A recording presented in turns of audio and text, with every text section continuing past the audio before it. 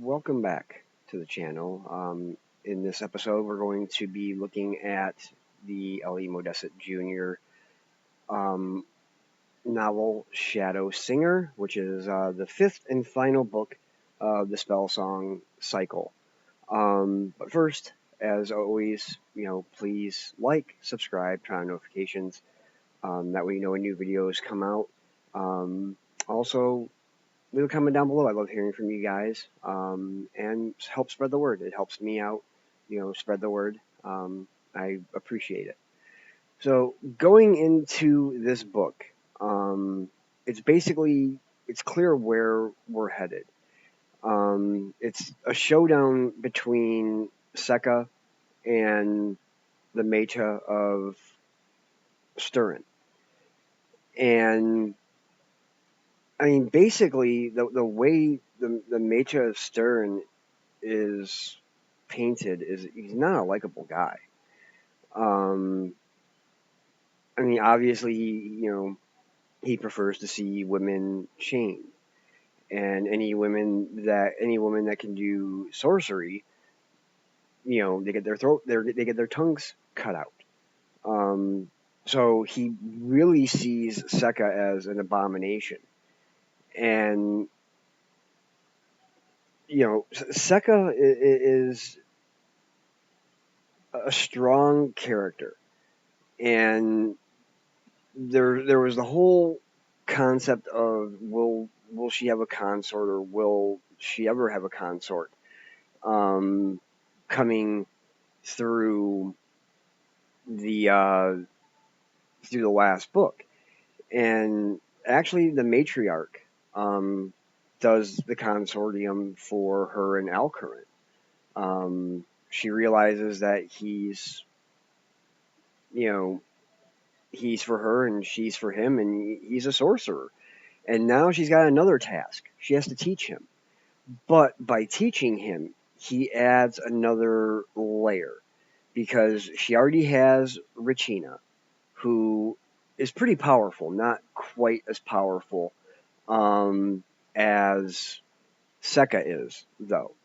Um, but now you add in a male voice, and you have harmony. Um, and this is what Anna wanted to do, um, with Lord Brecca, and he just didn't. He did not think it was safe. Anna argued with him, and the battle that they went into before that, after that argument, he died. Um, Here now, Anna says, "Okay, we can work on harmonies here. This could be a pretty good thing." Um, Much of the book is them being spent on ships. You couldn't really tell from the cover right there. Um, they're on a ship for a lot, and they're taking out Styranese fleets, basically left and right, and they're barely losing any. I mean, they get some fleets of their own. They get some ships from Ranuen, from the Matriarch, and this really makes the Matriarch mad, because it's he the bitches of Ranuen, as he would say. Um, and he's going to have this he's going to have a punishment for them when it's all said and done. They're going to get paid for too. Um, but basically, the plan really becomes she's able to take care of what she needs to take care of on land. Now they go to sea. The Matra is in Leadvar for the first time. A Matra actually leaves Stir, and Anna doesn't know this, though, or I'm sorry, Sekka doesn't know this, but she figures that she's got to do something, because if we her thinking is, if we just take out the Styranese that are in Leadvar, all it's going to do is just make things rife for battles in another 10, 20, 30 years, or maybe after I'm gone. So her plan is to basically do what she did to the Evolt back, or what Anna did to the Evolt back in book 1, and that's just destroy the islands of Stirring, and basically it's make it all molten lava, and no one is going to survive. You know, the women probably wouldn't want to survive anyway. Sekka's thinking, they're chained. All slaves of Stern, or all citizens of Stern, they're not even citizens, they're slaves. And it's the lords over them who really hold everything. Everybody else is just not, they're nothing. So she takes out Stern. She does what she has to do there. And now she's like, okay, now we have to get back to Leadvar. Because the Matra has gone through Dumar. He's, he's making his way to Defalk. And he's doing that through Nezaria. And as he's going, he's basically burning down, and town by town, hut by hut, any keep, he basically leaves no stone standing. So it's like, okay, let them try to build. And after he finds out that Stern is really no more, his overcaptain is like, well, wait a minute, we need some of these buildings, don't we? We need something to rule. There's nothing back home anymore for us to rule. We need something here. We can't be destroying every keep that we have. And the Matra just kind of weighs him off and just like, no, don't worry, we'll keep something. Just, for now, we're just going to keep setting a reminder. Now, by the time he gets, though, to Defalk, the area that he chooses to go through are actually, they're the domains of lords that were fostered by Anna and support Sekka. And they all got the hint. They've taken off. They're not in the keep. They're not in the town. They've taken all their provisions too, so they're not leaving anything for the Stirringese to destroy. This is huge for when Sekka catches up to them, when she gets finally to Defalk, and finds that hey, we're going to be eating better than we have for quite a while, because here we've got we've got 2 lords that support me, that they've got all their provisions, and they're going to throw their support behind me, and they do. Lord Kyner, who was a fosterling with her. There's also Burke, though he doesn't really factor in so much. He's just one of the other one of the other fosters that were around. But Tierson is the other one, who is Lord of Duberia. So it's basically it's Duberia and Westford that are gone, and Sekka has this spell, so she's focused in on basically taking out the Stirringese here for once and for all. This is it. Anna came up with this really, really wicked spell that she called Armageddon. And if you know history, if you know biblical history, Armageddon is not a very peaceful thing. And there's like a page and a half of notes from Anna explaining, once you do this song, this is what you need to do. You don't look back. It's almost like, Lot's wife looking back and turning into a pillar of salt. You don't look back. You find cover. The light's going to be too bright. You find cover, keep your eyes closed, and just keep yourself shielded. And it's basically going to be a 3-person spell that's going to sing this. And what's actually interesting is before this, the Matra is sending his Lancers in, and he's sending them in to die. And finally, the Overcaptain says, look, you can take me out and turn me into fire, whatever whatever you want to do. But none of the armsmen, none of the Lancers are going to march forward on a suicidal journey, a suicidal mission, and that's what he says. And the Matra is taken back by this because obviously nobody ever tells him no. Nobody tells him no. And he's like, no matter whoever you put captain over me, if you take me out, they're not going to march because they know they're just going to die.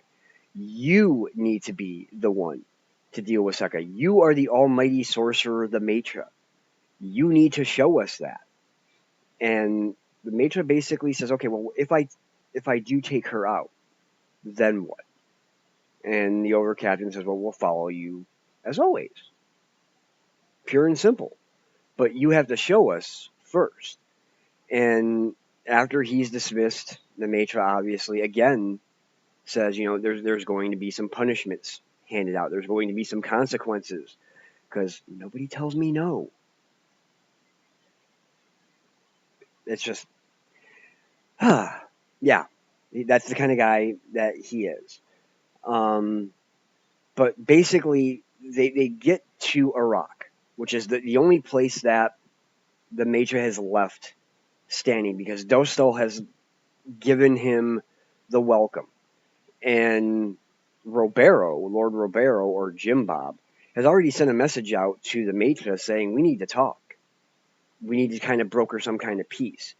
Robero is trying to hold on to his power, even though the Matra is slowly destroying the Falk as he goes. He's not caring about the people. He's caring about his power, his rule. And Sekka first tries to employ a spell that will take out the keep of Iraq. The Matra is ready for this, though. And he does what's called a safety song, which basically keeps the rumbling earth sort of away. But right after they've done that spell, they start the Armageddon spell, which is sung by Sekka, Alcurin, and Jolin. 3 pretty powerful sorceresses, sorcerer. And the Matra, right after he does a safety song, he says, okay, we're protected from her sorcery. She's done. Let's finish her off. And they start their drums and they're playing, and before they can really get through one line of a spell, overhead, the clouds start to get white, like bright white. And it's basically like a destruction spell. It turns everything into non-matter, into pieces of what it used to be. It's basically an incineration spell. Nothing's going to stay. Nothing's going to remain. So the Matra and his sorcerers and his players, the sea priests, are the first ones to kind of get that. And it's kind of funny as the last word that he says before he becomes nothing is abominations. So he's talking about, again, the women sorceresses, as abominations. Then all the Lancers get destroyed. Now there's no Styronese left. The battle is won. So you're thinking, okay, we're done. Yeah, right? No, she's got one more thing she's got to deal with, and that's Robero, or Jim Bob, however you want to pronounce his name. She has to deal with him. Now, obviously, he needs to be removed because he has valued his power more than his rule, more than his people. And Robero flees Falkor and goes to El Held, which is where Lord Jex, his grandfather, held. So there is 5 companies still in Falkor of Lancers who basically pledge their allegiance to Sekka and say, we cannot follow Ribeiro. He took his personal guard and fled to El Hell, and we will follow you there. So they go to El Hell, and she knows she has to meet with him, and she knows this meeting is not going to be pretty because as a child, she points out that you were a bully. He was a bully as a child. Excuse me. And as when she meets him, now Roberto is all, you think he's going to be all kind of like bowing and, thank you for saving the flock. No, he's mocking. He is like not happy at all. He's basically got a he's ready to fight with a scabbard in his hand. And Alcorn says, well, you've never learned to step up to a woman. Maybe you can step up to a man. And Ribeiro's retaliation is, oh, the loyal consort. And Sekka just says, no, step back.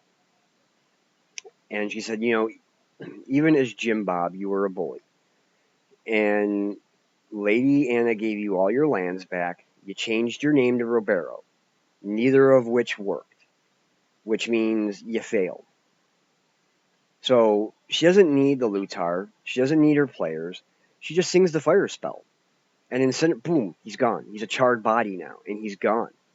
And now she's going to become Lady of Defalk. She's going to rule. She's also going to get Nezaria. And probably part of Dumar, too. Manzor, with the lead for, he's pretty much okay with this. He knows he's going to have to really go with whatever, Nezaria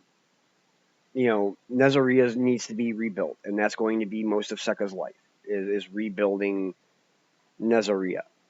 Dumar obviously needs a lot of help. So she's going to be taking over a lot of Lidvar.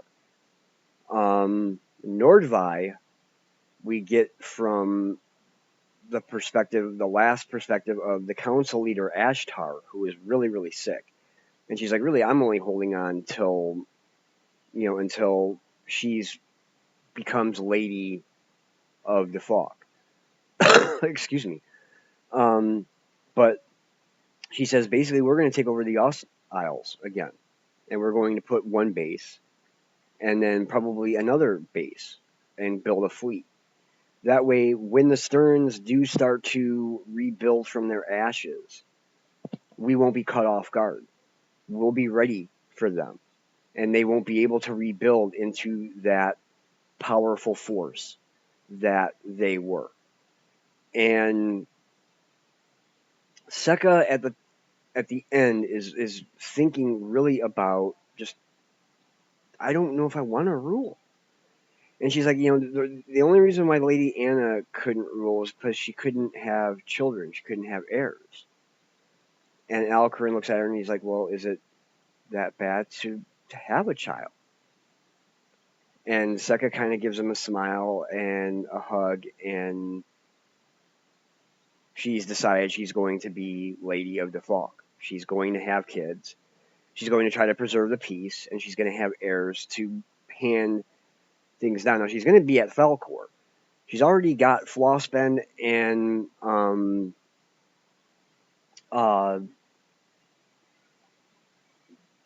Loisu.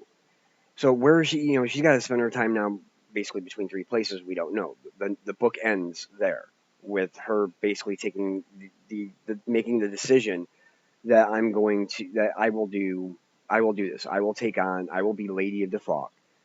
Alcurin says, let's take some of the Nazarian lords and some of the Dumar lords and let's make it something called like the 50 or something. We'll change it, because they're going to have to come in. They're going to have to become part of the Falk. They need protection. The Liedfuhrer wants to start sending kids to Sekka, so they can learn sorcery, so they can protect Mansoor from anything like the Stirrings again. So that's basically where things are at. There's like this peace and kind of a readjusting of the map. And I thought the pacing of the book was very good. The pacing of this whole series was really good. The characters, I think, were good. There's a lot of destruction, a lot of death, a lot of destruction and death. I will say that. But saying that, I think the story, and again, just the whole idea of, women standing up for their rights and saying, we're not going to you're not going to force your ways on us. That's just not going to happen. And the idea of casting spells or sorcery through song, I thought was cool too. So, yeah, I gave it 5 stars. And I think that pretty much is the whole series is 5 stars. It's a really, I would recommend it. And I'm looking forward to really reading some of his other stuff. There's the Korean Chronicles. There's also his big one, the Magic of Recluse, which I'm still waiting for the 2 new ones that drop in August before I start that, because I'm going to do that in chronological order. And those books that are coming out in August will basically be books 2, 3 chronological. So, yeah, I'm looking forward to a lot more of his stuff, and I've got quite a bit more to go. So yeah, 5 stars. And with that, again, please like, subscribe, turn on notifications so you know when new videos come on up. Leave a comment down below. I love hearing from you, and I always respond. And again, spread the word. It helps me out, and I love talking books, so I do this. It'd be nice, to be able to make something off of this, but I know that's probably not going to happen, and that's not why I do it. I do it because I like talking about the books. So anyway, with that, as always, keep YouTube literate, and God bless.